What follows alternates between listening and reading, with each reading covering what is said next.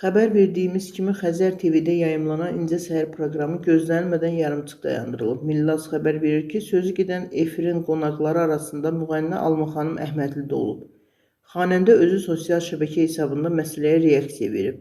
O, telekanalın həmin yayım barədə açıqlamasını izləyiciləri ilə bölüşərək barəsində yayılan Alma xanıma görə veriliş dayandırıldığı iddiasını qəbul etmədiyini bildirib.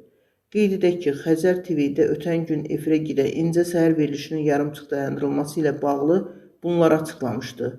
Verilişin bugünkü buraxılışı da əvvəlki günlərdə çəkilib. Anonsu uğurla yayımlanıb və həmin mərhələdə heç bir nasazlıq qeydə alınmayıb.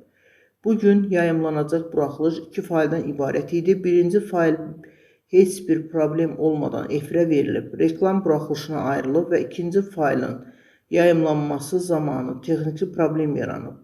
Fail Plywood sistemi tərəfindən oxunmadığı üçün efirə çıxmayıb.